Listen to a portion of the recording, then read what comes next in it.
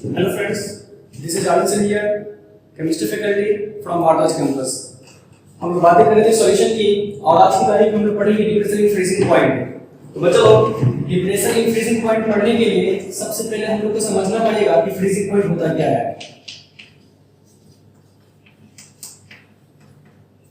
तो sir freezing point को समझने के लिए हम लोग कुछ एग्जांपल्स की बातें करते हैं।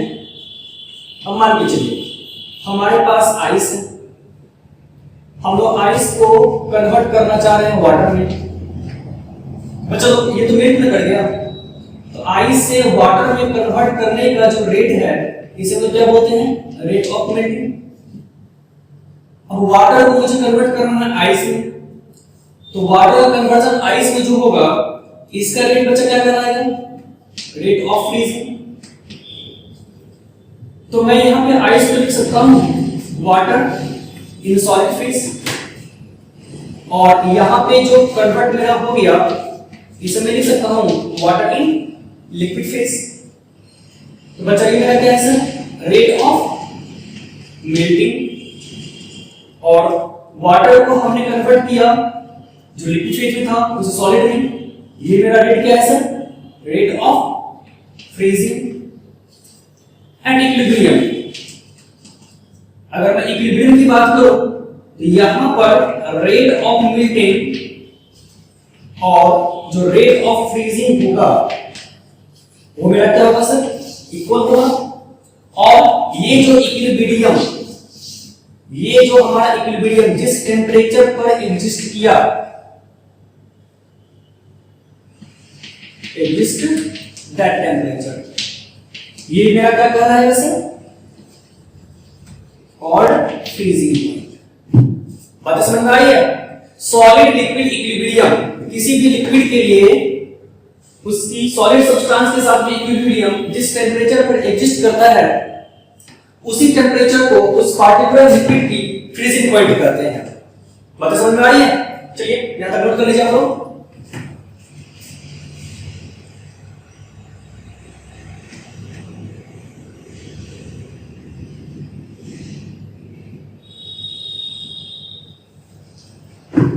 तो बच्चों अगर मैं डिफिनेशन लिखना चाहूं फ्रीजिंग पॉइंट की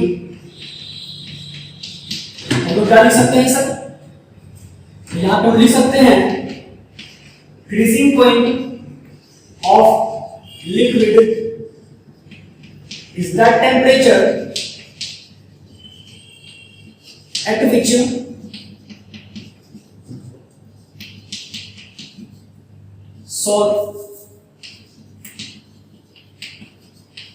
liquid substance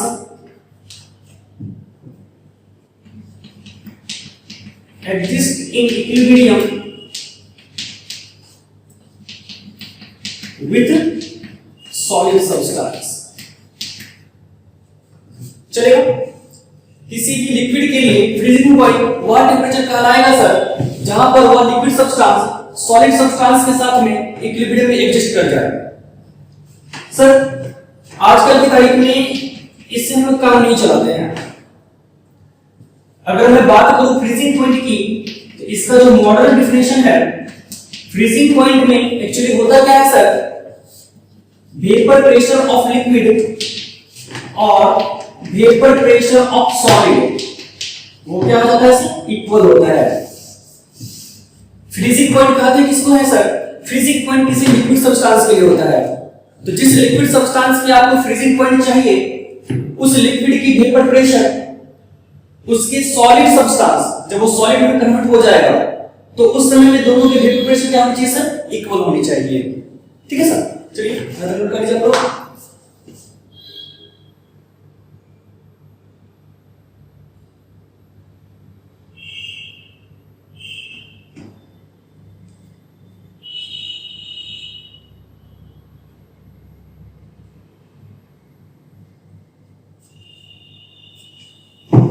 इसको तो मैं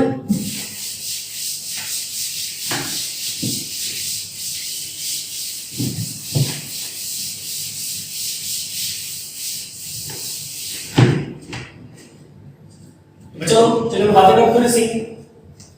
तो सोचिएगा सर आपके पास कोई प्योर सॉल्वेंट है, आपने इसमें ऐड क्या कर दिया सर, कोई भी नॉन वोलेटाइल सॉल्यूट। फॉर्म क्या करेगा मेरा सर, सॉल्यूशन। मैंने इसका वेपर प्रेशर को माना P0A, क्योंकि सॉल्वेंट मेरा है सर, इसे तो हम लोग A मानेंगे, सॉल्यूट को हम लोग B मानेंगे सर, और सॉल्यूशन हमारा है ये क्या होगा सर, A प्लस B। तो जो सॉल्यूशन की वेपर प्रेशर को हमने माना P टोटल, हमने क्या माना सर, P टोटल। हम लोग तो जानते हैं इस बात को है, we know that vapor pressure of solvent is greater than क्या, vapor pressure of solution। जब किसी प्योर सॉल्वेंट में आप नॉन वोलेटाइल सॉल्यूट को ऐड करते हैं तो सॉल्यूशन की वेपर प्रेशर तो डिक्रीज कर जाती है ना। तो हम लोग यहां पे क्या लिख सकते हैं sir, P0A greater than P total। किसी को सर ऐसा क्यों हो सर, क्योंकि vapour pressure of solvent is greater than क्या होता है sir, vapour pressure of solution. यहां पे कैसे ग्राफ, चलिए यहां नोट कीजिए सर, फिर ग्राफ की बातें करते हैं।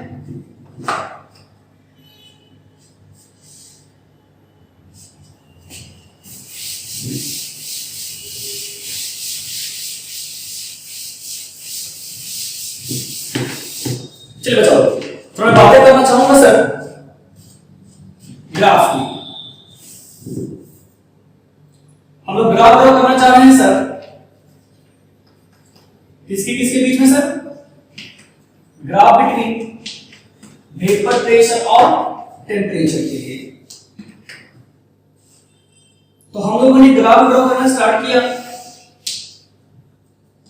इधर हम लोगों ने सर क्या लिया, वेपर प्रेशर, और इधर हम लोगों ने क्या लिया सर, टेम्परेचर।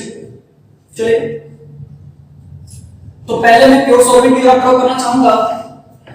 ये मेरा ग्राफ किसका जा रहा है सर, प्योर सॉल्वेंट की, और ये किस फेज में मेरा है सर, तो ऑफ कोर्स लिक्विड फेज में। चलेगा सर, सॉल्यूशन की graph, of course solution graph तो नीचे हो जाएगा ना।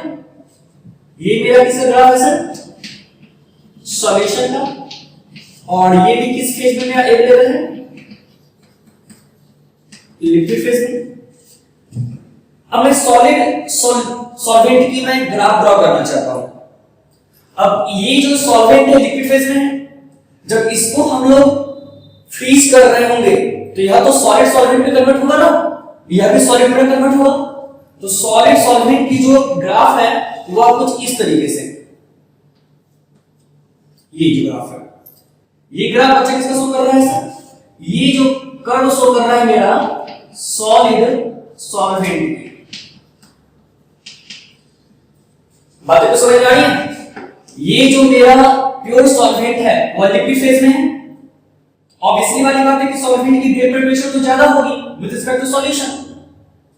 तो मैंने पहले सॉल्वेंट का ग्राफ लिया, वेपर प्रेशर और टेम्परेचर के बीच में किसने प्लॉट किया, स्टार्ट किया सर, फिर सॉल्यूशन का मैंने खींचा, और ये जो लाइन है ये हमें शो कर रहा है सॉलिड सॉल्वेंट की ग्राफ को। चलिए अब जिस टेम्परेचर पर vapour pressure of pure solvent यानी कि लिक्विड और वेपर प्रेशर ऑफ सॉलिड, ये इसका फेज क्या है सर, ऑफ कोर्स मैंने सॉलिड लिख ही दिया है, फिर मैं यहां पे लिख देता हूं सर, इसका फेज क्या है सर, ये तो सॉलिड फेज में है ना। सॉलिड के वेपर प्रेशर जिस टेम्परेचर पर लिक्विड सब्सटेंस के वेपर प्रेशर, दोनों सब्सटेंस में क्या है सर, एक ही ना है।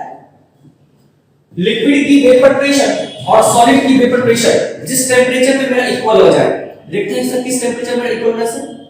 देखिए तो सर इस टेम्परेचर पर, इसको यहां से नीचे लेके जाइए, तो सर इस टेम्परेचर पर, ये टेम्परेचर पर vapour pressure of solid solvent और vapour pressure of liquid solvent दोनों मेरा क्या हो रहा है सर, इक्वल हो जा रहा है।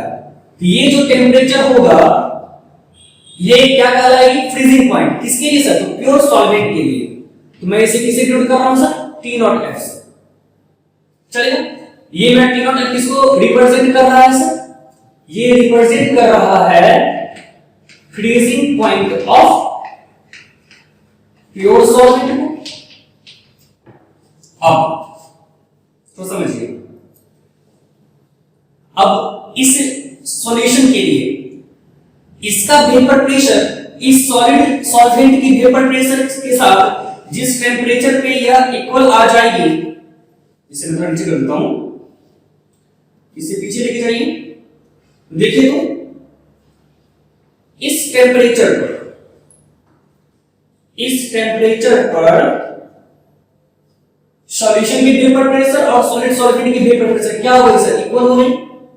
यह टेंपरेचर क्या कहलाएगा sir, freezing point of solution. चलेगा, तो यहां पर हम लोग बात को समझ सकते हैं। यहां पर मैं लिख सकता हूं sir, here T not F मेरा क्या है sir, freezing point of pure solvent. मैं लिख दिया, मैं freezing point of pure solvent, और TF मेरा क्या है sir, freezing point of solution. यहां से तो ये बात क्लियर कट है सर कि T not F greater than क्या मुझे मिल रहा है सर, TF। देखिए T नॉट F की वैल्यू क्या है सर, ज्यादा, और TF वैल्यू क्या है सर, कम। तो हम लोग कह सकते हैं sir freezing point of pure solvent is greater than freezing point of solution. चलेगा, अब दोनों के बीच में जो डिफरेंस नजर आ रहा है हमें, देखिए सबको अच्छी तरह से, इस दोनों के बीच में जो डिफरेंस है इसे हम लोग क्या बोलते हैं सर, डेल्टा TF। और ये डेल्टा TF क्या कहलाएगा सर, यही तो डिफरेंस कहलाता है sir, डिफरेंशन in freezing point, DFP। तो बच्चों डेल्टा TF, ये डेल्टा TF किसको रिप्रेजेंट करेगा sir, T not F minus TF को, डिफरेंस को सर। तो T not F minus TF, और ये क्या कहलाएगा sir, called depression in freezing point. चलेगा सर, और डेल्टा TF किसके बराबर होगा, T not F minus TF के। चलिए यहां तक नोट कर लीजिए आप लोग सर।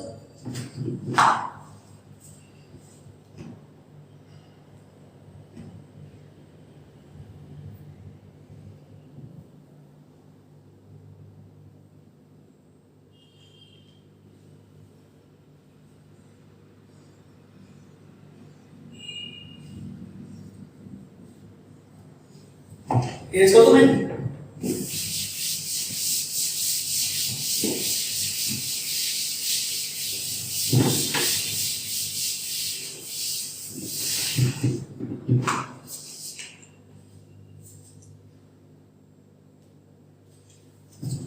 तो डिप्रेशन इन फ्रीजिंग पॉइंट के डिफरेंस में क्या लिखेंगे सर, आपके पास क्या मिला हुआ था, डेल्टा TF इक्वल टू, यहां पे मैं साइड में लिख देता हूं, मुझे इसकी डिफरेंस चाहिए। तो बच्चा लोग डेल्टा TF ही तो था, डिप्रेशन इन फ्रीजिंग पॉइंट, और ये किसके बराबर हो रहा था सर, तो T not F minus TF। ये क्या है sir, freezing point of pure solvent, और ये मेरा क्या है sir, freezing point of solution. दोनों का डिफरेंस मुझे क्या देगा sir, depression in freezing point, delta TF मुझे देगा सर। तो मैं यहां पे क्या लिख सकता हूं sir, depression in freezing point का differential,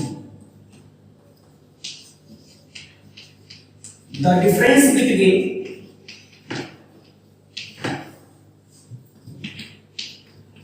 freezing point of pure solvent and freezing point of solution are called depression freezing point.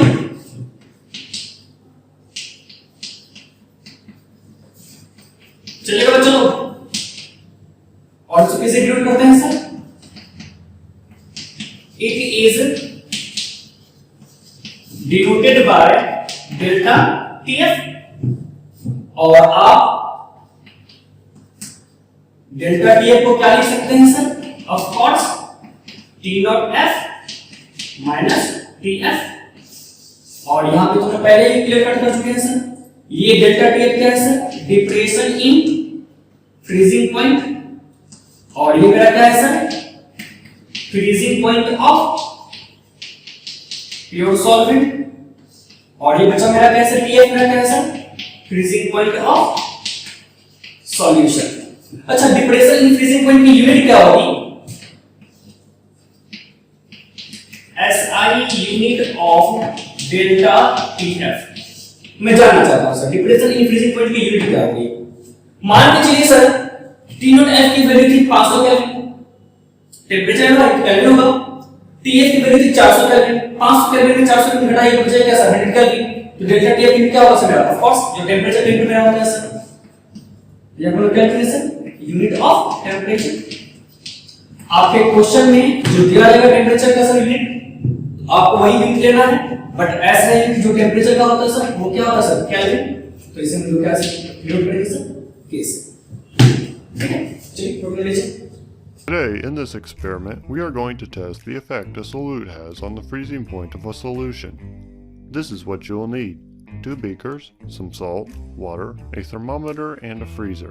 Start by measuring out 50 milliliters of water into each beaker. Then add a 1/4 teaspoon of salt to one of the beakers. Stir the solution. We now have 2 beakers, one containing a saltwater solution and the other is plain water. Label the salt water. Now place both beakers in the freezer for about 30 minutes. It's been 30 minutes. Let's take them out of the freezer. They aren't completely frozen, which is what we wanted. Let's use the thermometer to measure each beaker's temperature. The saltwater solution is measuring -1 degrees Celsius. The plain water is reading 0 degrees Celsius. That is the freezing point. Now, why is the saltwater solution colder than the plain water? This is because when a solute is headed to a solvent, the amount of energy that must be removed from the solution increases. Thus, it requires a colder temperature to slow the molecules into a solid state.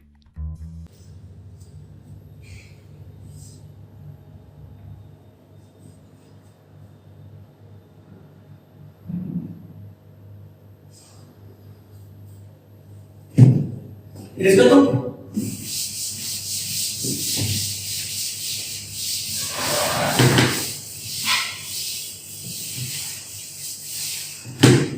बच्चों लोग, अब हम लोग जानना चाहते हैं relation between delta TF and molarity. Delta TF और molarity के बीच में क्या रिलेशन है? तो हम लोग इस बात को तो जानते हैं sir, we know that delta TF directly proportional to delta P। क्या डेल्टा P मेरा क्या है sir? Loading in vapour pressure और and delta P by P0E का फॉर्मूला हम लोग क्या लिखते थे सर? या फिर आप ये मेरा क्या है sir? Relative loading in vapour pressure मेरा है ना, तो डेल्टा P बाय P0E, ये तो मेरा relative loading in vapour pressure हो गया था। वो मेरा किसके बराबर होता sir? Mole fraction of solute. मैं पढ़ाया था ना आरबीपी में। और यहां पे अगर मैं P टोटल लिख दूं तो बच्चा लोग यहां मैं लिख सकता हूं सर NP बाय NA। यहां से हम लोग लिख सकते हैं sir delta P directly proportional to NP by NA। लिख सकता हूं मैं।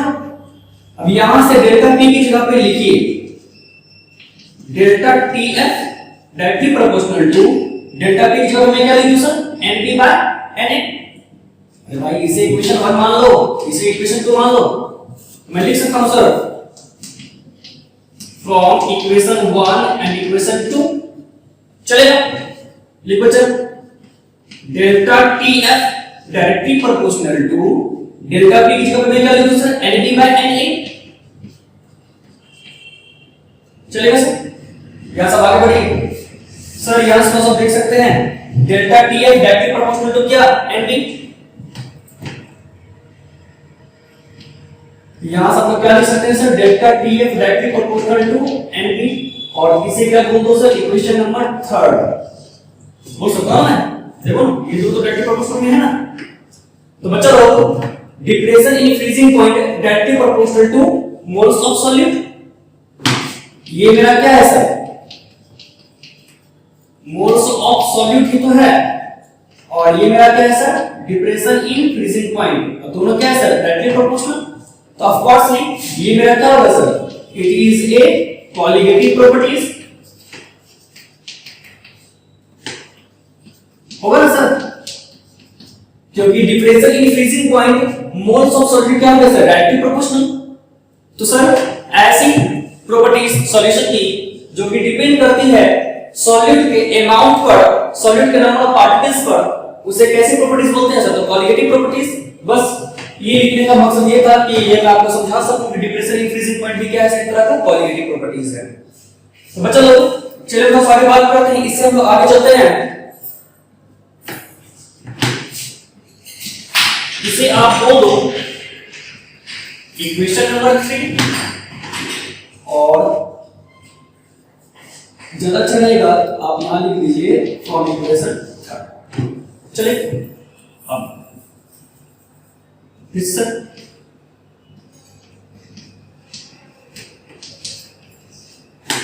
हम लोग इसी इक्वेशन से चलते हैं सर आगे। तो बच्चा लोग delta T F directly proportional to आपको क्या मिला है, N P by N A. चलेगा यहां से delta T F directly proportional to NB को तो मैं एनडी रहने दिया, एनए की जगह पे मैं क्या लिख सकता हूं sir, NA moles of solvent equal to weight of solvent by molecular mass of solvent. तो मैं एनए की जगह पे क्या लिख दूं सर, WA बाय MA लिख सकता हूं ना मैं सर। तो MA मेरा कहां चला जाएगा सर, ऑफ कोर्स ऊपर चला जाएगा। और ये WA मेरा किसमें सर, ग्राम में। मैं इसको केजी में कन्वर्ट करना चाहता हूं। तो हमने क्या किया sir, delta T F directly proportional to NP into MA divided WA जो आपका ग्राम में है, मैं इसे केजी में कन्वर्ट करना चाहता हूं। तो मैंने क्या किया सर, 1000 से मल्टीप्लाई और 1000 से मैंने क्या किया सर, डिवाइड कर दिया। चलेगा। और ये मेरा क्या है सर, अभी तो ग्राम में है, बट इतना मेरा क्या हो जाएगा सर, केजी हो जाएगा ना। ग्राम को मैंने 1000 से डिवाइड किया तो केजी में कन्वर्ट हो जाएगा वो। चलिए आगे बढ़िए सर, आगे चलो ना।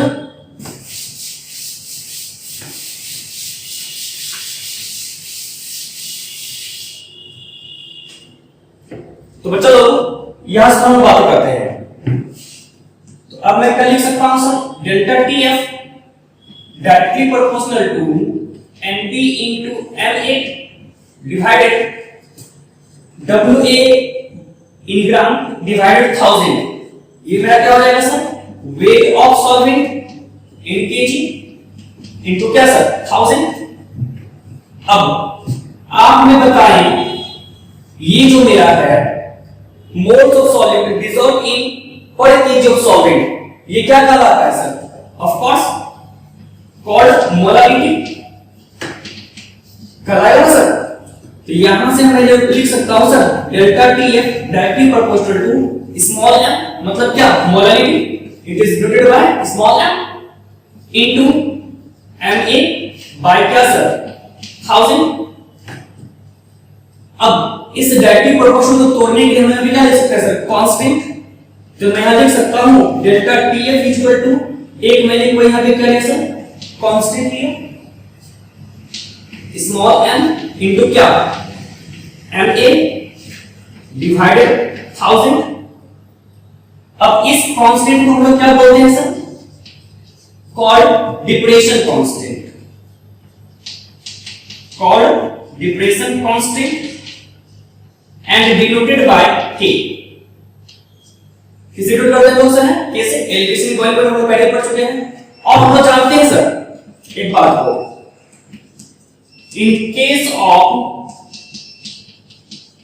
Pure solvent P0A and Ma मेरा क्या होता है सर, कांस्टेंट।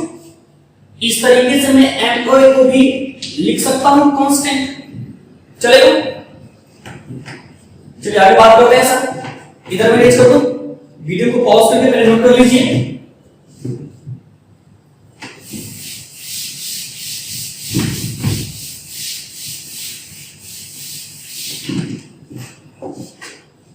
तो बच्चा लोग एक काम शुरू करते हैं आप लोग, आगे चलिए। यहां से हम लोग लिख सकते हैं डेल्टा TF इक्वल टू, आपके पास कांस्टेंट है, आपने लिखा कि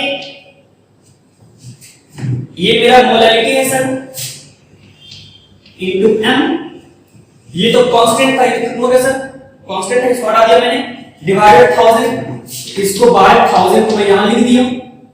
अब यहां पर जो k/1000 है इसे हम लोग क्या बोलते हैं सर, डिप्रेशन के केस में हम लोग पढ़ रहे हैं ना, ये क्या कहा जाएगा sir, called molar depression constant. जब ये बॉइलिंग पॉइंट के केस में था इसे हम लोग क्या बोलते थे सर, मोलर एलिवेशन कांस्टेंट, और इसको डिनोट किससे करते हैं sir, and denoted by kf। मतलब कि आपने k/1000 को लिखा कैसे, kf। चलेगा? वहां पे आपको कर दो।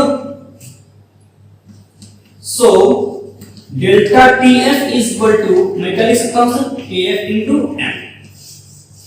ये मेरा कौन सा इक्वेशन हो जाएगा सर, इक्वेशन नंबर आप इसे 5 मान लें, और ये आपका सर रिलेशन है डेल्टा TF और मोलैलिटी के बीच में। और आप मोलैलिटी की जगह क्या लिख सकते हैं sir, delta TF is equal to kf into molality की जगह मैं लिख सकता हूं sir weight of solid into 1000 divided by molecular mass of solid, लिख सकता हूं ना। और क्या sir, weight of solid, sorry weight of solid, ये भी ग्राम में और ये भी मेरा क्या होगा सर, ग्राम में। चलिए यहां तक आप नोट कर ले सर, इसका इस्तेमाल आपको ज्यादा पड़ेगा, ठीक है। चलिए नोट कर ले सर। और डेल्टा TF की जगह हम लोग क्या लिख सकते हैं सर, T0F माइनस TF, यहां तक नोट कर ले सर।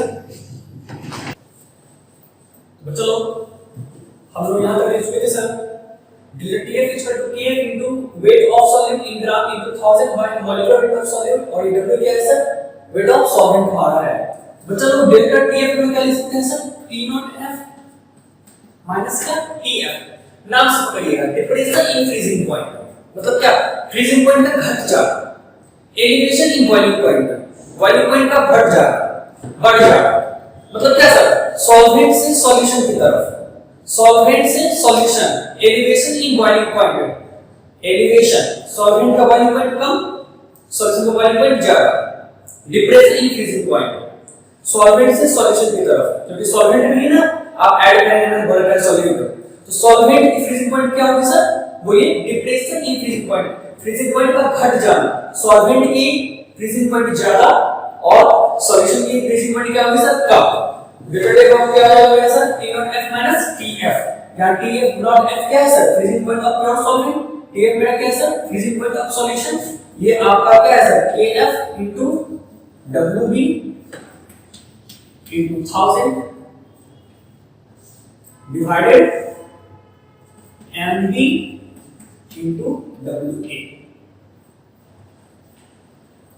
तो चलो यहां पे हम लिख सकते हैं सर, here T0F वो क्या है हमारा, वो ये freezing point of pure solvent, TF क्या है sir, freezing point of solution. आगे देखिए सर, आपका KF क्या मिला है सर, मोलर डिप्रेशन कांस्टेंट, आपका W क्या है sir, given weight of solute in gram. आपका W क्या है sir? Weight of solvent in gram. और आपका ME क्या है sir? Molecular weight of solvent. चलेगा सर? ये आपका फॉर्मूला काफी ज्यादा इंपॉर्टेंट हो गया और इसी का हम लोग इस्तेमाल करने वाले हैं। ठीक है, न्यूमेरिकल क्वेश्चन बनाने के लिए। न्यूमेरिकल क्वेश्चन बनाने से पहले थोड़ा सा हम लोग समझ लेते हैं आज न्यूमेरिकल की तरफ। पहले हम लोग जानना चाहते हैं थोड़ा सा KF के बारे में। KF को डिफाइन करना चाहते हैं। KF को क्या है मेरा सर? बोलिए, कॉल्ड मोलर डिप्रेशन कांस्टेंट। और ये मतलब क्या बोलते हैं सर? आल्सो कॉल्ड क्रायोस्कोपिक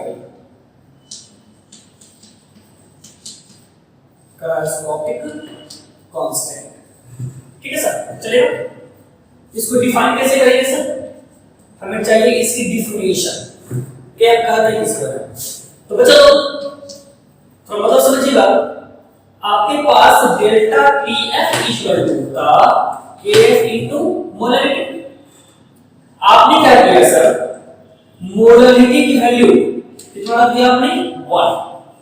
तो आप देखिए डेल्टा TF किसके बराबर है सर? KF के बराबर। मोलरिटी की वैल्यू 1, इट मींस इसका मतलब क्या है सर? और मोलरिटी क्या होता है सर?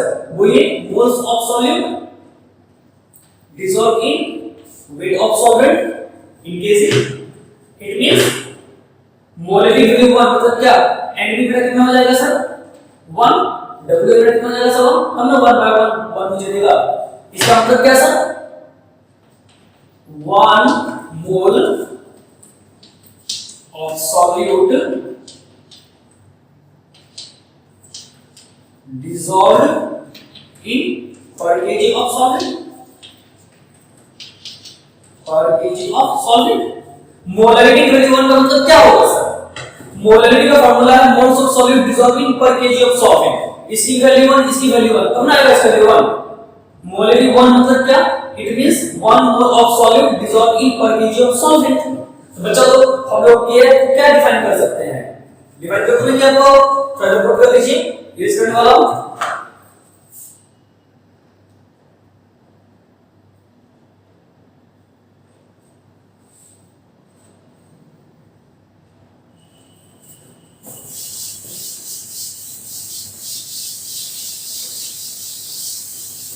तो चलो हम लिख सकते हैं KF की डिफिनेशन को।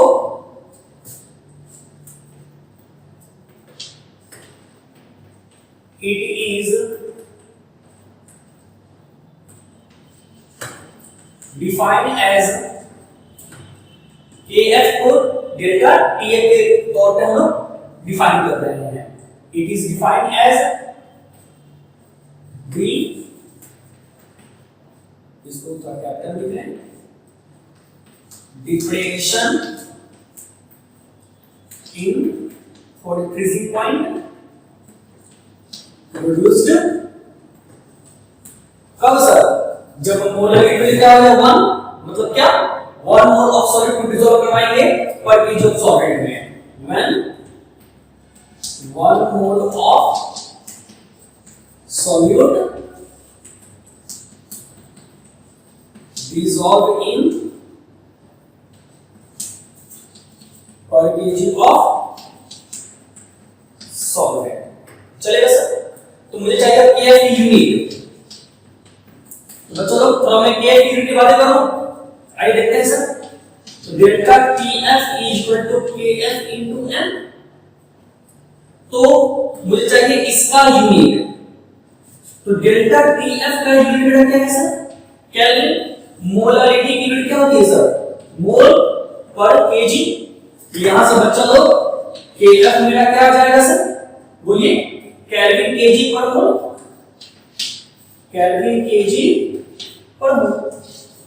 चलिए इसको कर जाओ।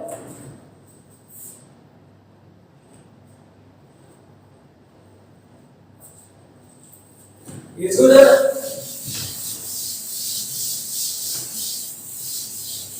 एक बात याद रखिएगा सर, केडी की तरह केएफ भी सर किस बात पे डिपेंड करता है, सिर्फ और सिर्फ नेचर ऑफ सॉल्वेंट पे। तो मैं लिखता हूं sir KF only depends upon nature of solvent। चलिए और केएफ को कैसे कैसे डिटरमाइन करेंगे, अब हम लोग क्या पढ़ने वाले हैं sir, determination of KF. KF को कैसे कैलकुलेट किया जाएगा, इसे हम लोग थर्मोडायनामिक रिलेशनशिप निकालते हैं सर। आपके पास कुछ फार्मूला है, तो Kf इक्वल टू पहला फार्मूला सर, आप लोग इसे Kb के तौर पे पढ़े हुए थे, बस Kb की जगह पे K पुट कर देना है और यहां से T नॉट F की जगह पे, सॉरी वहां पे T नॉट B पुट किया था, ये क्या पुट करेंगे sir, T not F square by 1000 LF। क्या चलेगा सर, मैं बारी बारी से बात करूं। हियर केएफ को आप जानते हैं सर, क्या है सर, क्या आपका है मोल डिप्रेशन कांस्टेंट, आपका आर क्या है sir, gas constant, ideal gas constant sir, और टी नॉट एफ की जो वैल्यू है सर, ये टी नॉट एफ का क्या है sir, freezing point of your solvent, और 1000 क्या है, 1000 तो 1000 है। एलएफ आपका क्या है sir, latent heat of fusion, ये आपको न्यूमेरिकल में काम आएगा, हम लोग इसके बेस पर न्यूमेरिकल बनाएंगे सर। चलिए अब लोग एचएफ की बात कर लेते हैं, इसे रेडी कर दूं मैं।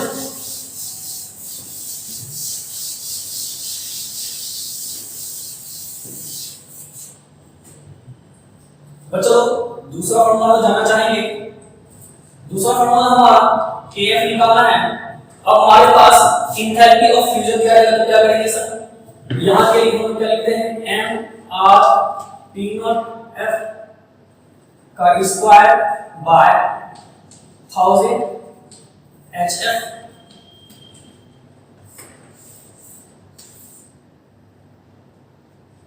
चलेगा सर, हियर ये तो पता है, ये पता है सर, ये पता है, चाहिए मुझे क्या, m, और ये क्या है मुझे hf। तो बच्चा मेरा m क्या है sir, molar mass of solvent, और आपका hf क्या है सर, एंथैल्पी ऑफ फ्यूजन। चलेगा, और अब मैं तीसरे फॉर्मूले की बात करना चाहता हूं। तो बच्चा लोग हम लोग डेल्टा एस एफ का फॉर्मूला जानते हैं सर, ये अगर चाहे तो डेल्टा लिख सकते हैं सर, डेल्टा लिखिएगा तो हमारा क्या हो जाएगा, एंथैल्पी चेंज हो जाएगा, ठीक है। डेल्टा एस एफ की जगह मैं क्या लिख सकता हूं sir, delta H F by T not F. चलेगा सर, डेल्टा एस की तरफ पहले बढ़ चुके हैं ना, तो ये फॉर्मूला हमारा होता है delta S F equal to delta H F by T not F. तो बच्चा लोग यहां पे डेल्टा एस एफ क्या है sir, here delta S F equal to entropy change of fusion. बच्चा लोग मैं यहां से केएफ की जगह पे क्या लिख सकता हूं, मैं लिख सकता हूं एम आर, वहां पर टी नॉट एफ का स्क्वायर है, हमने टी नॉट एफ लिखा बाय 1000 डेल्टा एच एफ, और एक टी नॉट एफ मैंने क्या लिखा सर, नीचे लिख दिया। तो यहां से हम लोग क्या लिख सकते हैं इसको, M R T not F by 1000 delta S F.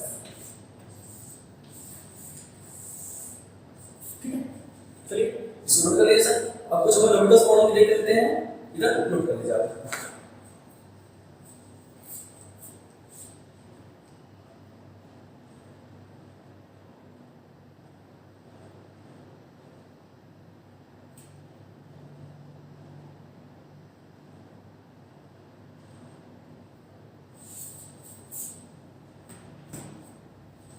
Finish कर दो मैं।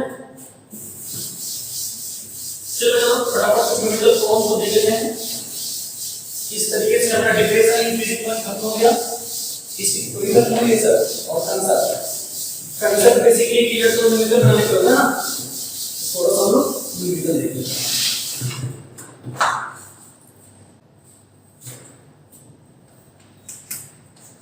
चलो इसको सॉल्व कर लेते हैं हम लोग। क्वेश्चन ये क्या कह रहा है, 0.48 gram of a substance was dissolved in 10.6 gram of benzene. देखिए sir, 0.48 gram of a substance मतलब क्या, सब्सटेंस मेरा क्या है सर, कोई सॉल्यूट है। किसी सॉल्यूट को डिसॉल्व करवाया गया है सर बेंजीन में, और हमारा क्या बन रहा है सर, कोई सॉल्यूशन। ये क्या क्वेश्चन है सर। और सॉल्यूट की जो वेट है वो मुझे कितना दिया गया है, 0.48 ग्राम, और बेंजीन का वेट मुझे कितना दिया गया है सर, 10.6 ग्राम। तो यहां पर बेंजीन का क्या है सर, सॉल्वेंट, तो WA सॉल्वेंट A, सॉल्यूट का क्या है सर B। ये मुझे कितना दिया गया है सर, 10.6 ग्राम। आगे बात कीजिए, the freezing point of benzene was lower, घट जाता है सर कितने से, 1.8 डिग्री सेल्सियस। मतलब साफ है सर, पहले बेंजीन में कुछ और होगा, बाद में वो कितना घट जाता है सर, 1.8 डिग्री सेल्सियस से घट जाता है। इसका मतलब डेल्टा TF की जो वैल्यू है वो मुझे कितना दिया गया sir, 1.8 degree Celsius. Calculate the molecular mass of substance, यानी कि मुझे MB चाहिए। निकाल सकते हैं सर, बिल्कुल निकाल सकते हैं। क्या फॉर्मूला हमारे पास होता है, delta TF equal to KF into WB into 1000 by MB into WA। आप पुट कीजिए और सॉल्व कीजिए सर। यहां से हमारे पास KF कितना दिया गया है, KF की वैल्यू मुझे 50 दी गई है, इनटू WB आपको कितना दिया गया है सर, 0.48 इनटू 1000 डिवाइडेड MB की वैल्यू मुझे निकालनी है, और डेल्टा TF को कितना गिवन है सर, 1.8 डिग्री सेल्सियस है, कैलकुलेट है सर, डिफरेंस है ना, फर्क नहीं पड़ेगा। और WA की वैल्यू मुझे कितना दिया गया है सर, 10.6। यहां से सॉल्व कीजिए और MB की वैल्यू आप निकाल लो, ठीक है सर। जो आएगा वो क्या हो जाएगा sir, answer. Concept clear. Delta TF की यूनिट, अगर डेल्टा TF का जो यूनिट हमारा है वो टेम्परेचर की यूनिट के बराबर होगा सर। टेम्परेचर आपका केल्विन में दे सकता है या डिग्री सेल्सियस दे सकता है। तो KF की मैं बात करूं सर, वो मुझे वैल्यू दिया हुआ था सर 50 केल्विन kg पर मोल, और आपके पास डेल्टा TF दिया हुआ है डिग्री सेल्सियस में। आप इसमें कंफ्यूज मत हो जाइएगा, डेल्टा TF जो होता है सर चेंज होता है, समझ रहे हैं। डिग्री सेल्सियस में चेंज और केल्विन में चेंज सर दोनों डायरेक्ट प्रोपोर्शनल होता है, फर्क नहीं पड़ने वाला। चलिए हमें डॉक्टर सर इसको निकाल लीजिएगा आंसर, मुझे कैलकुलेट नहीं करना पड़ेगा, इसके आगे सॉल्व कर लीजिएगा, ठीक है। नोट कर लीजिए। चलो हमारे पास क्वेश्चन क्या दिया है देख लीजिएगा। Freezing point of a solution containing 50 centimetre cube, और ये क्या दिया सर, वॉल्यूम में दिया है, of ethylene glycol in 50 gram of water. ये वाटर हमारा यहाँ पे क्या है सर, सॉल्वेंट, और इथीलीन ग्लाइकॉल हमारे पास क्या है सर, सॉल्यूट। समझ रहे हैं, इसका मतलब साफ है सर, इथाइलिन ग्लाइकोल को डिसॉल्व करवाया गया है वाटर में, और आपके सामने कोई सॉल्यूशन बनाया गया है, ठीक।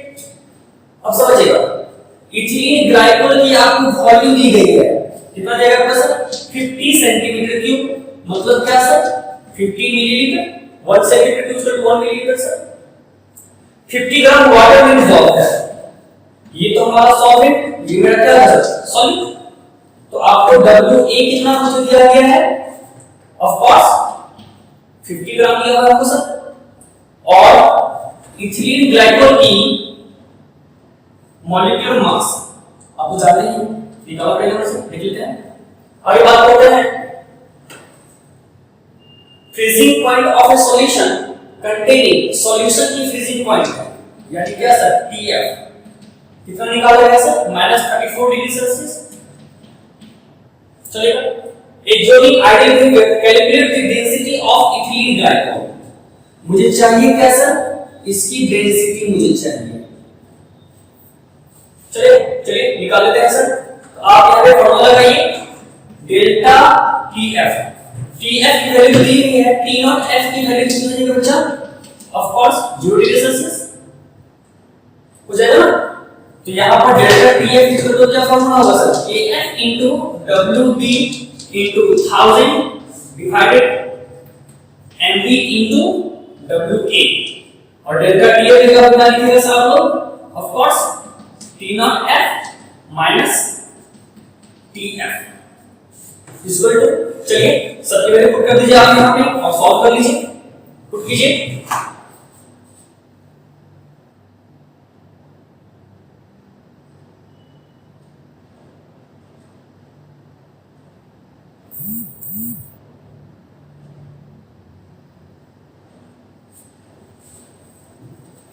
चलो तो देख लेते हैं। यहां से KF मुझे कितना दिया गया है? 1.86 WB मुझे तो वेट दिया गया नहीं है सर, तो डेंसिटी मुझे निकालना है ना। तो बच्चा लोग डेंसिटी मुझे निकालना है। डेंसिटी का फॉर्मूला क्या होता है sir? Density equal to weight by volume. यहां से हमारा वेट क्या हो जाएगा सर? डेंसिटी टू वॉल्यूम हो जाएगा। तो WB की जगह पे मैं लिख सकता हूं VB into VB। B मतलब क्या? Density of solute, volume of solute. चलिए पुट कीजिए यहां पे सर। तो WB की जगह पे मैं क्या पुट कर दिया? DB into वॉल्यूम, और DB की जगह DB है, वॉल्यूम मुझे कितना पुट किया गया है सर? 50। तो यहां पे मैं क्या लिख सकता हूं सर? WB की जगह पे DB into 50 ये वेट के लिए है, और ये हमारा क्या है सर? 1000 तो है ही। Molecular mass of ethylene glycol, बच्चों तो इथिलीन ग्लाइकोल की मॉलिक्यूलर मास आपको क्वेश्चन में गिवन रहेगा। ये चीज है सर इथिलीन ग्लाइकोल 60, ठीक है। कितनी होती है sir? Molecular mass of ethylene glycol 62। आप ये प्रूव कर दें इनटू वेट ऑफ सॉल्वेंट 50 ग्राम और T नॉट F की वैल्यू। तो T नॉट F मुझे कितना है सर? 0 degree Celsius.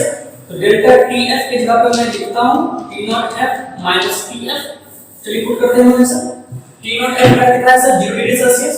तो 0 माइनस और TF मुझे कितना देगा सर? -34। चलिए बच्चों सॉल्व कीजिए और यहां से DB निकालिए। देखिए डेंसिटी कितना निकाला।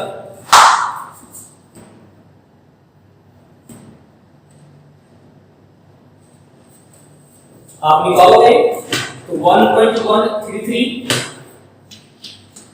ग्राम पर सेंटीग्रेड क्यूब आ जाएगा। क्यों ग्राम पर सेंटीग्रेड क्यूब? क्योंकि आपका वेट ग्राम है और वॉल्यूम किसमें था सर? सेंटीमीटर क्यूब में। चलिए इसको कर लेते हैं। चलिए चलो हमारा क्वेश्चन है the solution of an volatile solid in water. किसी नॉन वोलेटाइल सॉलिड को डिसॉल्व किया गया किसमें सर? वाटर में। समझते चलिएगा सर। तो आपके पास कोई नॉन वोलेटाइल सॉल्यूट है जिसको किसमें डिसॉल्व किया गया है सर? वाटर में। और ये क्या बना रहा है सर? कोई सॉल्यूशन बना रहा है। क्वेश्चन को फॉर्मेट कर देते हैं जो गिवन हमारे पास में है। Freezes at -0.30 degree Celsius. मतलब साफ है सर, सॉल्यूशन कितने फ्रीज कर रहा है? -0.30 डिग्री सेल्सियस। मतलब सॉल्यूशन की फ्रीजिंग पॉइंट मुझे कितना दिया गया सर? 0.30 degree Celsius. तो वाटर की जो फ्रीजिंग पॉइंट हो जाएगी T नॉट F वो कितना होता है सर? 0 degree Celsius. वो तो हमें पता ही है। The vapour pressure of pure water. Pure water की जो वेपर प्रेशर दिया गया है, ये क्वेश्चन अच्छा है सर। देखिए RVP और आपका डिप्रेशन की फ्रीजिंग पॉइंट को मिला के क्वेश्चन पूछा गया है। ऐसे क्वेश्चंस आईटी के लिए काफी इंपॉर्टेंट माने जाते हैं, ठीक है। चलिए देखते हैं sir. Vapour pressure of pure water जो मुझे दिया हुआ है, टेंपरेचर फिक्स किया जाता है ना। वेपर प्रेशर के लिए हम लोग टेंपरेचर क्या करते हैं सर? फिक्स करते हैं। इसका मुझे कोई यूज नहीं है वैसे। तो P नॉट A की वैल्यू कितना दिया गया सर? 23.51 23.51 mmHg दिया गया sir. KF value for water, water के लिए मुझे KF कितना दिया गया है सर 1.86 डिग्री पर मोल। इसका मतलब क्या है सर, केल्विन केजी पर मोल होता था ना, यह मुझे क्या है सर डिग्री सेल्सियस केजी पर मोल। चलिए calculate the vapour pressure of the solution, मुझे क्या चाहिए सर सॉल्यूशन की चाहिए वेपर प्रेशर, मतलब क्या मुझे पी टोटल चाहिए। देखते हैं सर कैसे निकालते हैं हम, आइए हम बातें कर लेते हैं। बच्चों क्वेश्चन काफी इंटरेस्टिंग है और सबसे पहले हम बात करते हैं, मुझे चाहिए वेपर प्रेशर ऑफ सॉल्यूशन। कैसे निकालेंगे sir, of course P not E minus P total by P not E। R समझ चलेंगे सर, ये मेरा क्या है सर R, ये किसके बराबर होगा sir mole fraction of solute, मतलब क्या XP के बराबर होगा हमारे पास। तो पहले मुझे चाहिए मोल फ्रैक्शन ऑफ सॉल्यूट, ये मुझे नहीं पता है और ये मुझे नहीं पता है, ये तो मुझे पता ही है। तो मेरा पहला काम क्या है सर, किसी तरीके से XB को फाइंड आउट करना, ये मतलब क्या नॉन वोलेटाइल सॉल्यूट, और वाटर मेरा कैसा है। चलिए ज्यादा नोट कीजिए, आप चलिए टेबल बनाने से इसको मैं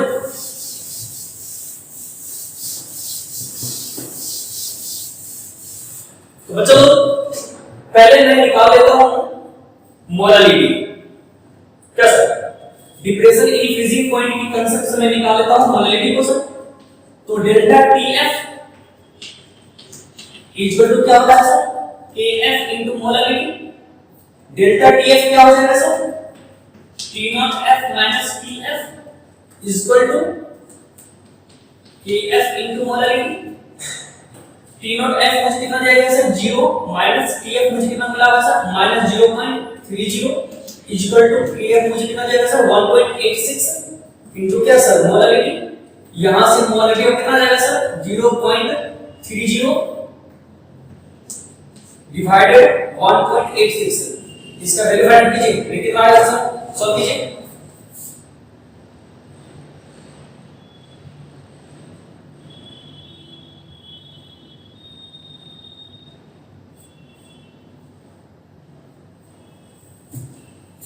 इसको सॉल्व करने पर 0.16 आएगा, ठीक है।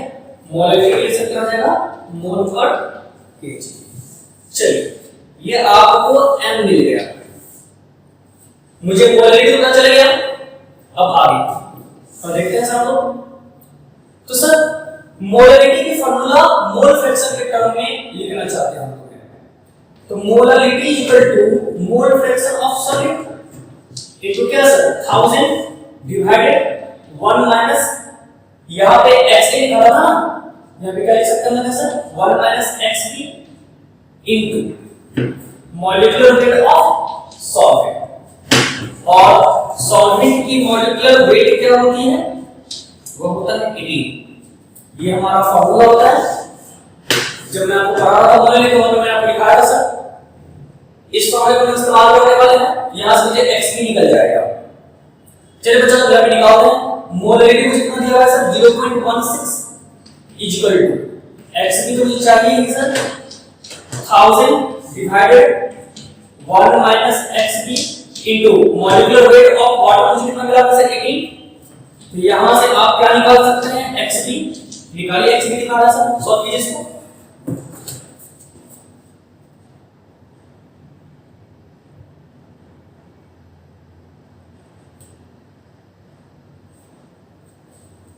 सॉल्व करने पे आपका आएगा 0.00289।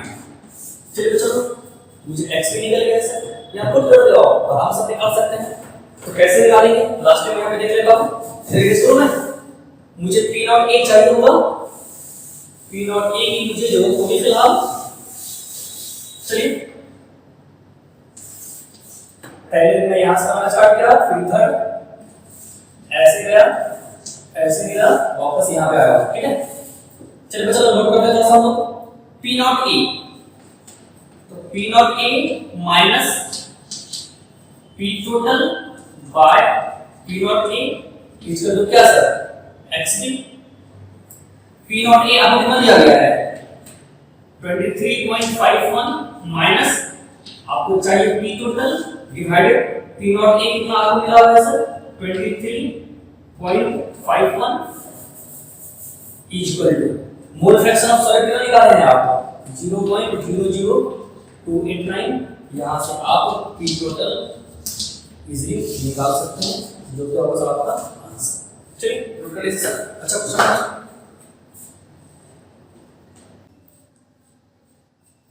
बच्चों को हमारे पास क्वेश्चन क्या बोल रहा है तो देखते हैं sir 60 gram of urea is dissolved in 1100 gram of solution. वाह आपका यूरिया डिसॉल्व है वाटर में और बन क्या रहा है सर यूरिया सॉल्यूशन। ठीक है सर यूरिया सॉल्यूट है इसे हम लोग क्या बोलेंगे सर बी वाटर सॉल्वेंट है सर। यूरिया का आपको वेट कितना दिया गया है सर WB 60 ग्राम और इसका जो मॉलिक्यूलर वेट होता है वो भी कितना होता है सर 60। 1100 ग्राम सॉल्यूशन इसका जो वेट है वो है 1100 ग्राम। तो वाटर की जो वेट होगी वो कितनी होगी सर ऑफ कोर्स इस दोनों का वेट मिला के इसका वेट तो वाटर की वेट क्या हो जाएगी सर इसका वेट -60 1100 माइनस 60 ये कितना आएगा सर 850 ग्राम